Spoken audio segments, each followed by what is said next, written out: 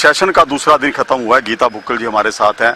बड़ा महत्वपूर्ण विषय था आज जो आपने भी रखा है कि स्कूलों की क्या कुछ दशा है। दूसरा जो बिल लेकर आई है सरकार कि किस तरह से जो निकाय क्षेत्र में जो फैक्ट्रियां हैं उनको किस तरह से रेगुलाइज किया जाएगा, बड़ा सवाल आपने उठाया।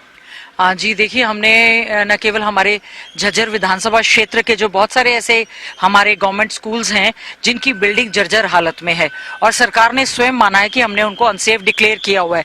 जब कोई बिल्डिंग अनसेफ है या आधी आपने डेमोलिश कर दी और बाकी नहीं की है, फिर भी उसके बावजूद वहां पर क्लासेस चल रही हैं, न केवल बच्चों की जिंदगी खतरे में डाल रहे हैं, वहां पर टीचर है और स्टाफ है, इससे जान माल का नुकसान हो सकता है। इसीलिए हमने झज्जर विधानसभा क्षेत्र के विभिन्न स्कूलों का जिक्र किया जो कि 2016, 17, 18, 19 से अनसेफ डिक्लेयर किए जा चुके हैं। तो आज जवाब दिया है कि उसके लिए एडमिनिस्ट्रेटिव अप्रूवल दी जाएगी, तो कब वो बिल्डिंग डेमोलिश होंगी। और फिर मंत्री जी कह रहे हैं कि बच्चों की संख्या 68 स्कूल जो है वो झज्जर में बंद कर दिए गए, क्योंकि कोई भी पेरेंट्स चाहे वो गरीब से गरीब का बच्चा हो, वो अनसेफ स्कूलों में जो जर्जर हालत में असुरक्षित स्कूलों में नहीं भेजेगा। यही कारण है सरकारी स्कूलों में जो है बच्चों की संख्या घटती जा रही है, गरीब का बच्चा भी जो है प्राइवेट स्कूलों में भेज रहा है। और वैसे भी जो सरकारी स्कूल है उसमें गरीबों के बच्चे पढ़ते हैं, बीपीएल के बच्चे पढ़ते हैं, गरीब और दलितों के बच्चे पढ़ते हैं। यही कारण है कि सरकार सोची समझी साजिश के तहत ज्यादातर सरकारी स्कूलों को बंद करने का काम कर रही है।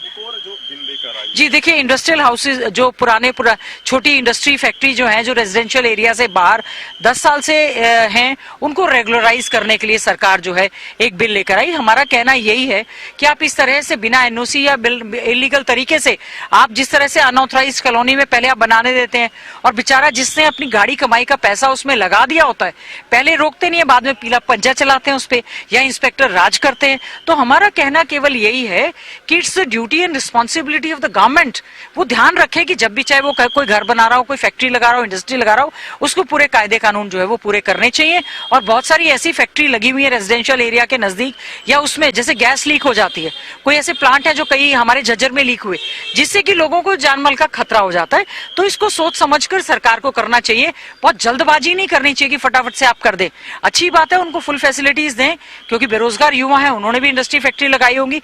किसी का रोजगार खत्म करना मकसद नहीं है, उनको फैसिलिटेट करें through proper rules and regulation सरकार को करना चाहिए।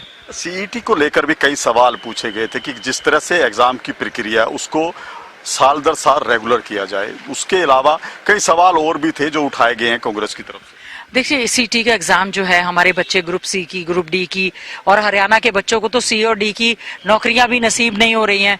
और जो क्लास 1 और 2 की नौकरी होती है उसमें ज्यादातर बच्चे जो है, चाहे जुडिशरी की बात करूं, चाहे एचसीएस सर्विसेज की बात करूं या क्लास 1 या 2 की बात करूं, ज्यादातर बच्चे जो है प्रदेश से बाहर के लग रहे हैं। और ऐसे में आपने सीटी कंपलसरी किया हुआ है और ऊपर से आप रेगुलर सीटी नहीं करवा रहे हैं, तो सरकार ने अगर नहीं मान रही है इसको करवाना ही है तो रेगुलर फीचर होना चाहिए, डेट और टाइम शेड्यूल फिक्स होना चाहिए। बिल्कुल, देखिए कांग्रेस की तरफ से आज कई मुद्दे उठाए गए थे और सरकार से जवाब भी मांगा गया था कि जो सीईटी की परीक्षा है उसको हर साल या साल में 2 बार उसको करवाया जाए। इसके अलावा जो निकायों को लेकर जो बिल लेकर आई है सरकार कि जो अनऑथराइज्ड जो फैक्ट्रियां लगी हुई उनको किस तरह से रेगुलराइज किया जाएगा, इसको लेकर भी सवाल उठाए हैं।